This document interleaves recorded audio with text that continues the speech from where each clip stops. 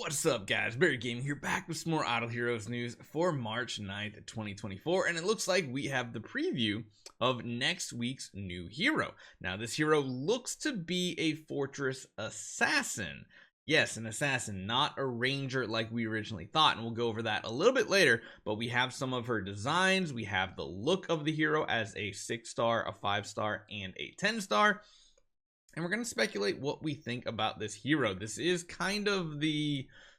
Man, we've gotten 2 assassins in the past, like 6 Transcendence heroes. One of them's been pretty good. The other one's been a little niche, but we'll have to see how it turns out. Hopefully you guys enjoy this one.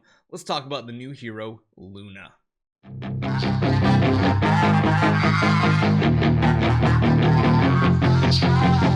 So starting off with the English translations, we have Luna. In Luna's design, she is a normal girl during the daylight. When she is beneath the moonlight, however, her body goes through unusual transformations, such as her hair turning white. I'll show you guys that here in a little bit.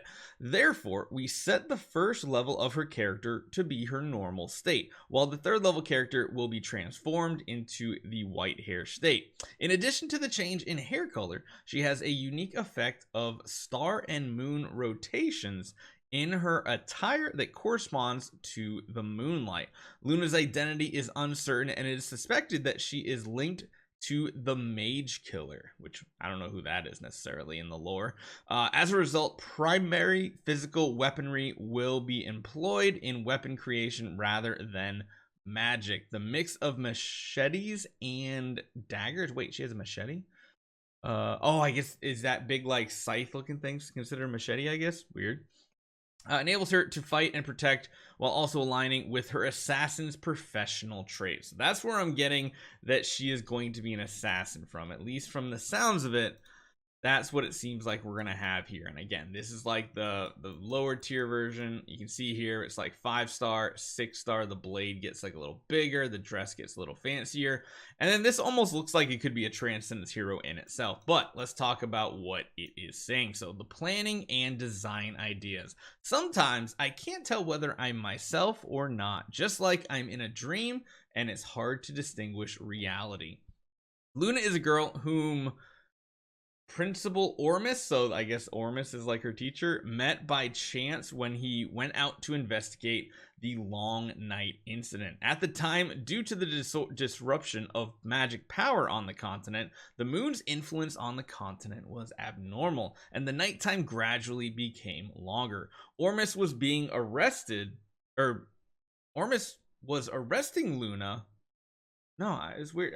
This is a weird translation. It's almost like Ormus was being arrested when Luna was found unconscious in the wreckage of the attacked convoy and was brought back to the City of the Light. So maybe the Light faction? I don't know. Not only did Luna get along well with the people around her, but her talent for understanding magic was particularly dazzling among the magicians. It was as if those spells were imprinted on her memory in advance. But Luna was very afraid of nighttime. She once cried and told Ormus that when the moonlight shone on her, her hair turned white, and a strange voice kept whispering in her ears, giving her warnings. Through the investigation of what happened that night, Ormus speculated that Luna's life expectancy was probably related to Drea, an organization lurking in the dark. They used to have an appalling title, the Magician Killers. Rhea had been sworn allegiance to the fortress camp, but who attacked Luna then?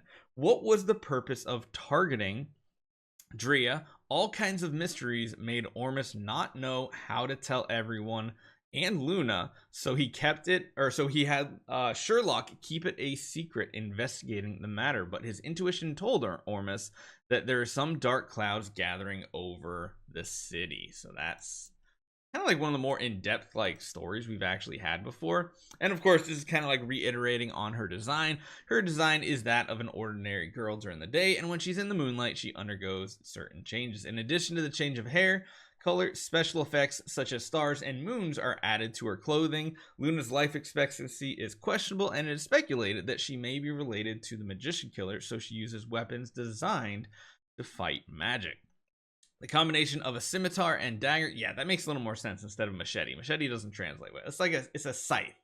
It's really her design is more of a scythe, and a dagger allows her to advance, attack, and retreat, and is suitable for her assassin class characteristics. Finally, Luna's color combination still uses the camp's colors of Fortress as the main color, supplementing by purple embellishments and further increasing her mystery. So I did a pretty decent job cutting it out, although the blade was a little tricky to try to get because it had this weird like aura around it on the image I had. So came out a little janky, but as you guys can see, not a bad cutting out, right? This aura kind of messed with my trimming skills and stuff. So that is the 10-star. So she goes from the 5-star. The 6-star, she changes eye color for some reason, and she gets bigger shoulder pads. Her blade gets more embellishments, and so does her skirt and outfit. It goes from like a schoolgirl more to like a Yu-Gi-Oh outfit. Something you see someone in Yu-Gi-Oh wearing, and then it goes really crazy here with a lot more embellishments. And like I said, this almost feels like she could be a Transcendence hero in this form by itself. So yeah, from everything it said, it makes her sound like an assassin, so I'm pretty sure it is going to be a Fortress assassin. And yeah, it sounds like Ormus is like, I guess what they're doing in the lore is if you take a look at the skins here for the old school heroes, you got some of these older ones like Dr. Ormus, but one of them in particularly is Headmaster of the Magic Academy, Ormus. So I'm guessing in the lore, he's also pretty much the head of the Magician Academy, even though it's like a special skin. And then beyond that, I guess now we also have Ormus and Sherlock trying to like investigate stuff, which I guess that can just be like the regular version of Sherlock, because yeah, he is a mage, and I guess they just didn't talk about Holmes Young. I don't know, it's still weird that we have a Sherlock and a Holmes, but it's not Sherlock Holmes, it's Sherlock and Holmes Young. So really weird, because this is more Dr. Jekyll, Mr. Hyde, so it is what it is. But yeah, it's really weird. We're getting another assassin here. I thought it was going to be Ranger, because Inosuke was Ranger, Priest, Assassin, Mage, Warrior. We went through all 5 of the classes.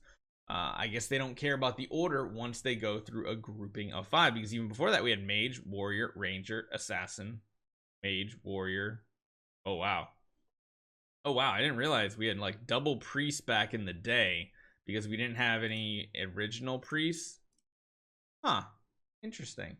Yeah, so I don't think they care exactly about the guest order that we had, because again, I feel like it should be a Ranger since Inosuke is the oldest one, but we're getting another assassin. And the last assassin, well, she was garbage. However, she was also before new heroes became Transcendence heroes. So we'll have to see how it turns out as far as Transcendence heroes go. The last one we had, Yorm Tum. He's decent, not like God tier or anything like that. Before that, G-Ster. He has a very interesting niche that fits. Before that, Azrael, pretty lacking. Before that, we had, yeah, Sword Flash, right? I don't think we had any other assassins in here, which was God tier. So where on the scale of godly and trash, you never know when it comes to assassins. But usually the regular heroes, let's be honest, most assassins that are not Transcendence heroes are pretty garbage. So I'm expecting garbage to come next week, but it is lined up with a special event, so we'll have to see. Hopefully you guys enjoy this one. I'll see you guys next time.